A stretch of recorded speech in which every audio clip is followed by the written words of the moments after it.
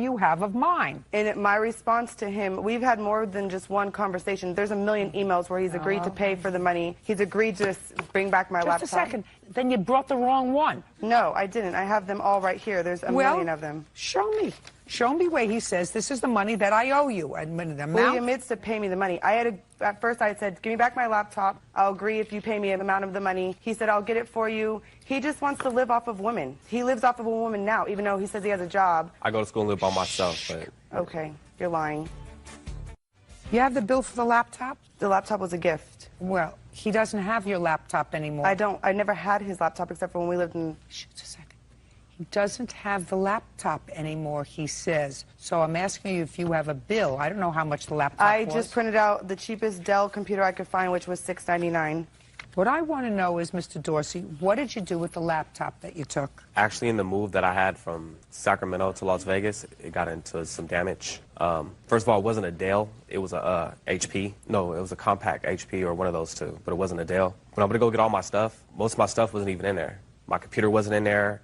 I had a very expensive swords that were in there, important documents, paperwork. Didn't get anything of that back. So the main thing was I was actually going to go purchase her a brand new computer and give it to her for exchange of all my stuff. He's lying. It states in one of those things right there, he tried to give my laptop to another girl. Just a second.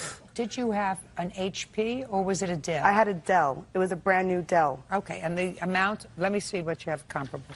That's a comparable laptop. The computer, laptop, I believe, the computer, based upon these emails that I see, you say you're going to return to her, sir. You have to give her the laptop. If you don't have the laptop because it got damaged, is that what you're saying to me? I don't know if I believe you or not. You're all for the laptop. He doesn't know you for anything else, ma'am. But I'm a single mom. I don't have money to pay for this. Then you shouldn't have started paying for his stuff at the beginning if you're a single mom. This is a court, and it doesn't make sense for somebody to start giving somebody money and continuing to give them money despite the fact that they stole from you, lied to you. You continue to give him money, to buy him tickets to come home so he can stay with you after he has stolen from you, after he has refused to give you any money, and you keep giving him money over the course of a year. When it's over and he moves to Las Vegas, you sue him. A gift alone doesn't become a gift when the relationship is over. It never was a loan. It never was a gift. Okay. I say yes, you say no. Since I'm the judge, what I say rules, but I believe, based upon what I read here, sir, you were supposed to return, and you agreed to return the laptop. And you didn't, because you said it was damaged. But I didn't get anything of mine back, though. She still has my laptop. Sir, if I had a counterclaim, I would entertain it. Do you understand? I don't have a counterclaim. I don't have a counterclaim. You agreed to return her laptop, which you didn't. So you have to get her a new one. But that's with my stuff. It said, sir, like you said in it. Listen to me. If I had a counterclaim, I would entertain it. I don't. Do you understand? Yes, ma'am. And I think you wound up way ahead of the game. Do you know what I'm talking about? So I keep my mouth shut if I were you. You get it? Yes, ma'am. Good. Judging for the plaintiff in the amount of $699. That's all. Parties are excused. You may step out. That he owes me the money and he didn't pay me, that he lives off of women. I make $70,000 a year, so I'm not really worried about living off women. Not the only one. There's numerous I could think about. His girlfriend now he lives off of. I mean, I don't deal with attitude, so. I'll never give anybody any money again. Watch out for the psycho one. Watch out. He's all around the United States. Don't date him. And now the next case. All parties in the matter of Rochette versus Pearson.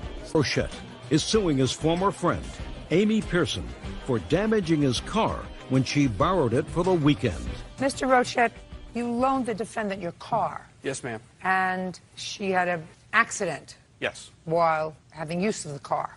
You want her to pay for the damage to the car. Yes. And Miss Pearson says you're suing the wrong person. How do you know her? She works for my wife, ma'am. Miss Pearson, when did you borrow the car?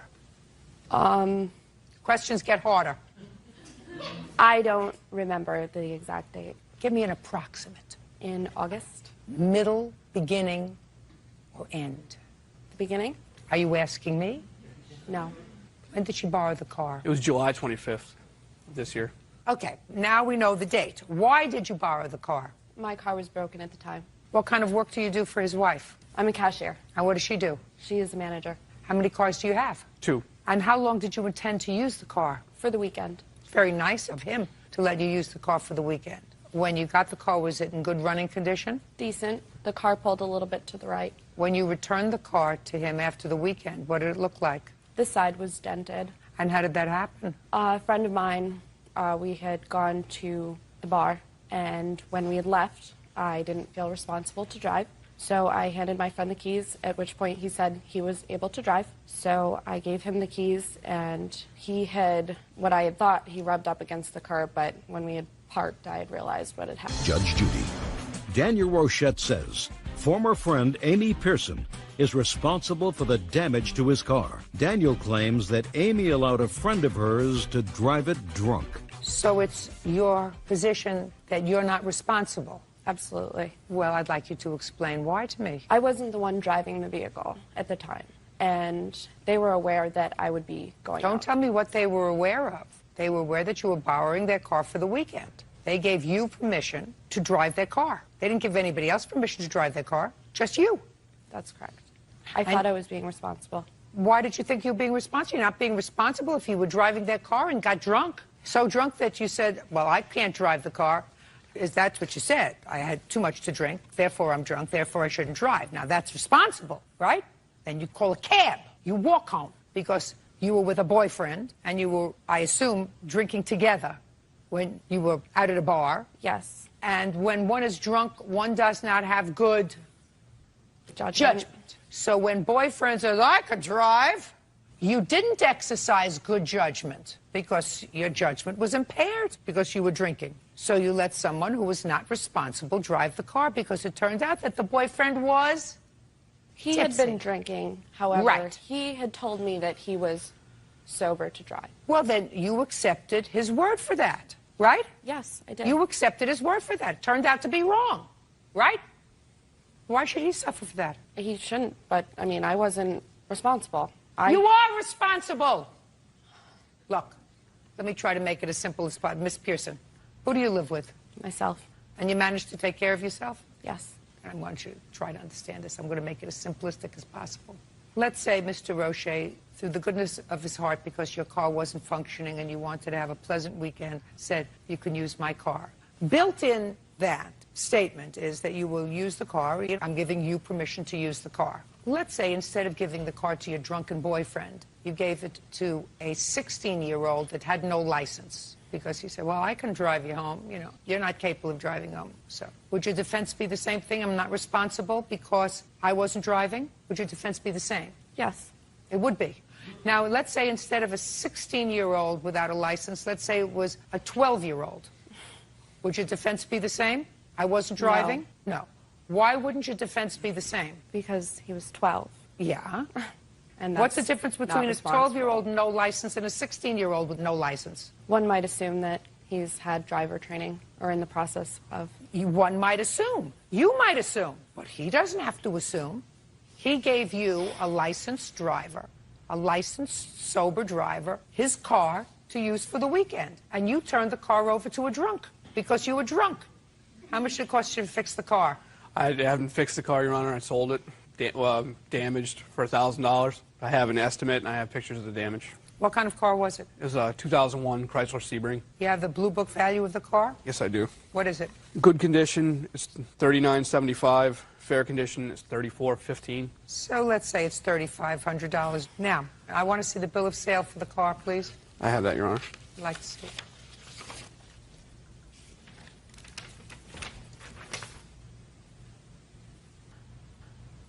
And how did you find Cheryl, who's the new owner of the car? She also works for my wife. And she paid $1,000 for it? Yes. Okay. Ms. Pearson, you owe him $2,500, which is the difference between the book value of the car when he gave it to you and what he got for the car when he sold it to this person in bad condition. You understand? Yes. I want you to think about responsibility. How old are you? 21. All right. You're still a baby, 21, not fully cooked. When you do something wrong, you have to say, look, I did something wrong. It's my responsibility. What you do is you say, listen, I'm going to give you the money, and then I'll go and sue whatever the boy's name is. What's his name? Joe? Yes. I'll go sue Joe. It's not his responsibility to go hunting around for the person that you let drive the car. What's the problem? You look like you have a problem. Well, Joe told me that he was going to take care of it and that he was going to pay them. Fine, but he didn't. So then it's your responsibility, since you were the one who was left in charge of this car, and you were the one, through your own lapsed judgment, that caused the damage to the car. You take care of your debt, and that if you feel as if Joe should reimburse you, go sue him. Do you understand? What? Your Honor, I have a text message from Amy where she states that she accepts full responsibility for the damages and will pay it herself. Well, you see, I didn't even need that. Judgment for the plaintiff in the amount of $2,500. That's all. Parties are excused. You may step out. Well, the first phone call, she actually called and said there was a hit and run. I told them that there had been a collision of sorts, What they didn't tell me was they were the ones who hit and ran in my car. and that I didn't think the damage was that bad, but apparently they disagreed. Well, sometimes you get bit for trying to do a good deed. I am no longer going to drink when I am under the responsibility of any vehicle.